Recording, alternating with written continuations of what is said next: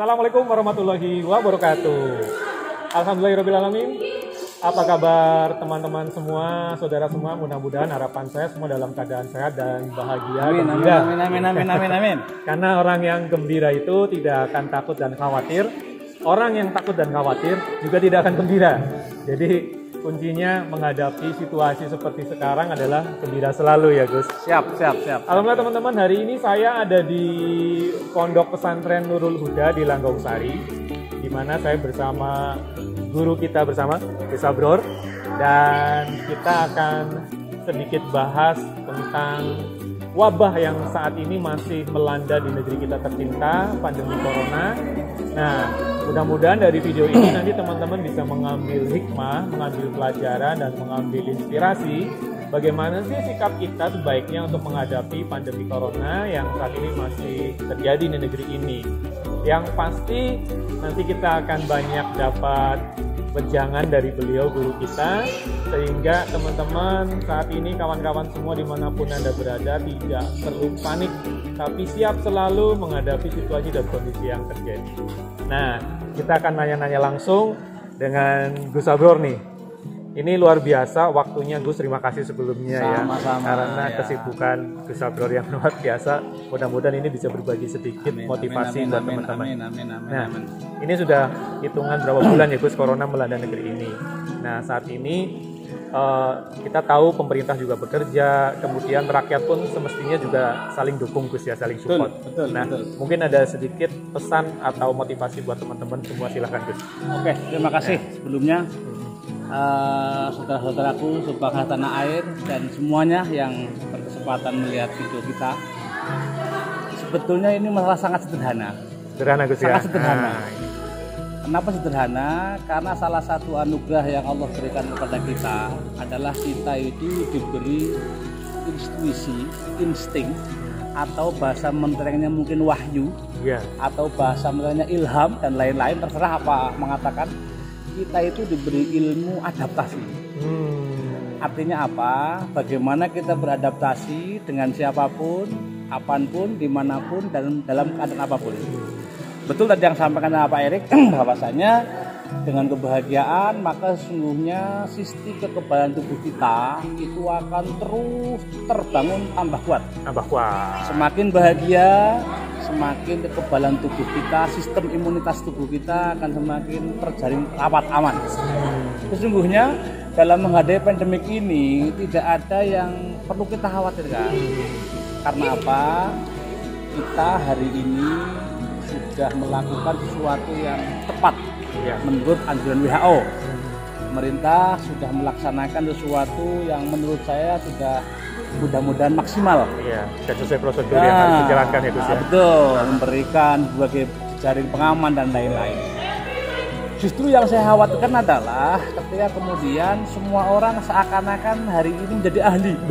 Itu dia. Ini yang paling saya khawatirkan. Saling analisa, saling menjadi ahli dan lain-lain. Maka yang terjadi, masyarakat hari ini banyak yang kemudian panik. Masyarakat hari ini yang bertambah bingung. Apa sih yang sedang terjadi? Maka yang kita harapkan, ilmu adaptasi yang sudah Allah Ta'ala berikan kepada kita, mari kita maksimalkan aja. Dengan ketenangan, tetap kita mengikuti anjuran dan arahan pemerintah, dan kita juga saling menjaga kesehatan, saling menjaga diri, saling mengawasi, saling membantu dalam konteks yang lebih besar, agar kita jangan sekali-kali takut dengan keadaan ini. Karena apa? Kita sudah diberi ilmu adaptasi. Bagaimana ketika kita hujan, tanpa kita suruh, kita pun kemudian akan mencari tempat berteduh. Bagaimana ketika kita makan sesuatu yang pedas, tanpa disuruh, kita pun akan melakukan mencari minum. Itulah contoh adaptasi yang sederhana aja begitu. Jadi tidak panik berlebihan. Mungkin waspada perlu Gus ya. Jadi gini, waspada itu beda dengan panik. Nah, itu dia. Waspada itu beda dengan panik. Waspada itu melakukan sesuatu yang mungkin terjadi, akan tetapi tingkat kemungkinan itu maksimal 50%. Itu waspada namanya. Kalau panik, itu sudah memperkirakan kemungkinan itu melebihi 50%. Iya, paham. Ya, justru yang saya takutkan adalah ketika kita panik, kita bukan mati karena virus. Mati karena kita panik dulu. Mati panik ini ya, bahaya. Mati panik ini bahaya. Karena sesungguhnya ketika kita panik, imun kita drop atau turun, kerja jantung kita juga semakin tidak terarah. Iya, betul. Kerja paru-paru kita semakin terengah-engah. Nah, sesak nafas karena panik. Nah, itu makanya. Maka virus ini harus kita cermati dengan seksama, dengan bijaksana. Sekali lagi, jangan pernah panik. Jangan pernah panik. Karena kepanikan kita justru akan mempercepat kematian kita. Nah, itu dia itu. Jangan panik, teman-teman.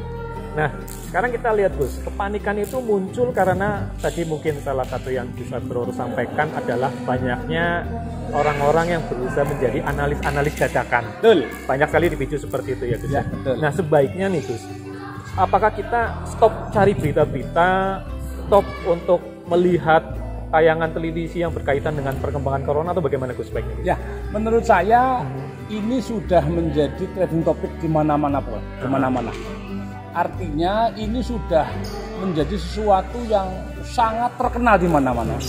Maka untuk mengurangi barangkali di antara panjenengan semua ada yang panik, tolong jauhi informasi yang membuat kita panik. Jauhi itu.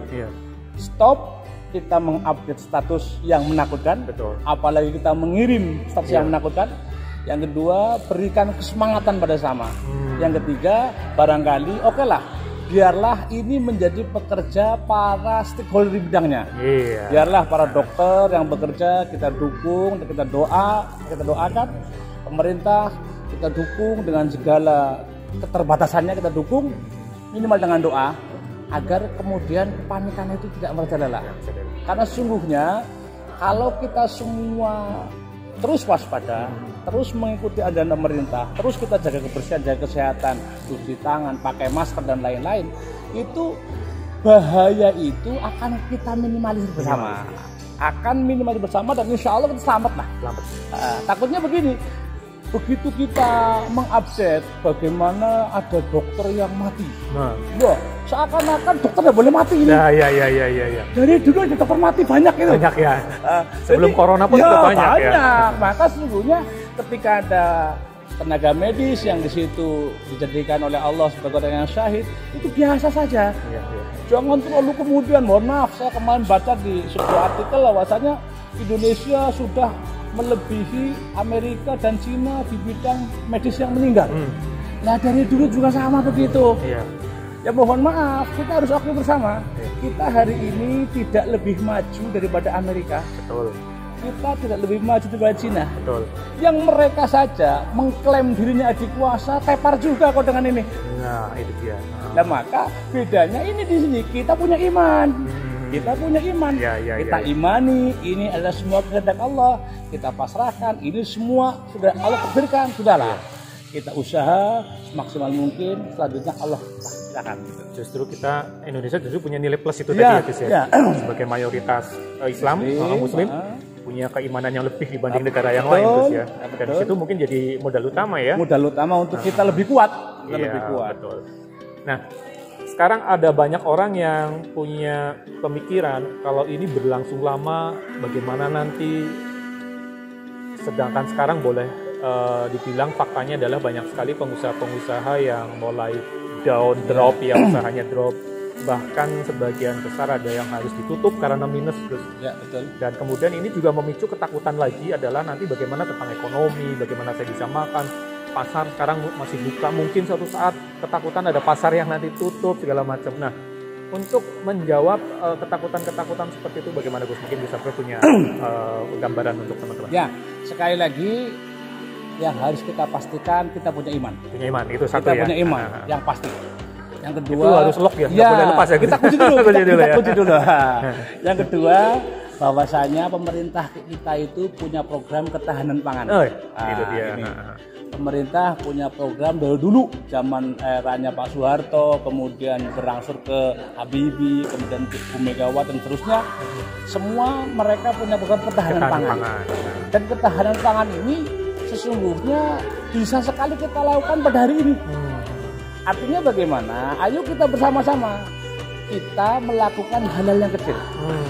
Bagaimana manfaat halaman rumah kita gunakan untuk sekedar kita menanam sayur-sayuran jangka pendek. Ya. Contoh kayak cesim, kayak ketela pohon, atau lagi yang terong. Itu hal-hal yang sederhana sebetulnya, dan itu akan membantu kepanikan kita hilang sama sekali. Betul, karena minimal dengan menanam itu akhirnya kita udah tahu, oh ini kita punya cadangan pangan gitu ya. Minimal seperti itu. Walaupun pasar tutup pun nanti nggak masalah. Justru dengan kita melakukan penanaman ini nanti insya Allah pasar tidak akan pernah tutup. Nah itu dia. Tidak pernah akan tutup dikarenakan apa? Ketersediaan stok yang ada mencukupi orang yang butuh. Sementara orang-orang yang di desa, yang di pinggiran, karena mereka memiliki pepohonan yang mungkin tidak dapat dimakan, walaupun mohon maaf mungkin daun ketela, mungkin daun pepaya, mungkin daun jauh cesim, itu sangat membantu tidak hanya diri kita, tapi justru masyarakat di luar sana juga mereka yang tidak bisa tanam, biar mereka beli di sana. Bisa beli di ya. desa. Dan kebetulan saya mempunyai ide sederhana. Saya minta kepada pemerintah desa di sini untuk berkoordinasi dengan tokoh agama, tokoh masyarakat dan RT RW agar kemudian mohon maaf masjid kita maksimalkan perannya sebagai penyelamat dunia, ya, juga penyelamat akhirat. Nah, dengan cara Gus. Satu, ayo kita berbarengan, bergandengan tangan antara aparat desa, dimulai dari RT, kemudian takmir masjid musola, barangkali ada dana kas di situ. Iya. Jangan segan-segan kita gunakan untuk mempersiapkan program ketahanan pangan ini. Iya. Barangkali kita mulai pembagian benih kepada setiap rumah tangga. Kita bisa mulai membelikan sesuatu yang mungkin dalam 1-2 bulan ini bisa mereka manfaatkan, makanan apapun namanya. Iya. Di samping saya juga lagi meminta kepada semua desa di wilayah kecamatan sini untuk kembali mensinkronkan data, di mana yang penerima BPNT, bantuan pemerintah non tunai, betul, yang mereka terima setiap bulan dengan jumlah 14 kilo beras, 4 kilo daging, 1 kilo telur, kemudian 1 kilo sayuran. Ini mudah-mudahan terus terjalin dan itu semua menyeluruh kepada masyarakat yang membutuhkan. Ada lagi program PKH, program Keluarga Harapan, yang insya Allah ini pemerintah sudah melaksanakan. Dan saya yakin pemerintah sangat paham ini, cuman kita di tingkat RT mensinkronkan data. Barangkali ada orang yang sesungguhnya layak menerima tapi tidak terima. Kita tidak usah menyalahkan siapapun, tapi kita kasih dari dana mungkin kas RT, kas masjid tadi ya. Minimalnya adalah mereka makan. Iya. Jangan sampai alhamdulillah selamat tidak kena corona, tapi mati karena kelaparan. Ini lebih memalukan ini. Lebih memalukan. Iya. Maka alhamdulillah saya dengan bergandengan takmir masjid, RT RW, saya mencoba untuk melaksanakan itu. Alhamdulillah mereka respon ya.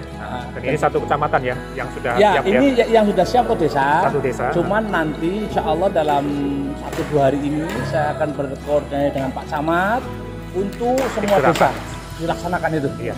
Tujuannya satu, jangan sampai ada orang yang mati tidak karena corona, tapi kelaparan. Karena logikanya pasca corona masa recovery itu tidak mudah. Itu dia. Kita harus berpikir kembali juga ya. Masa recovery tidak mudah.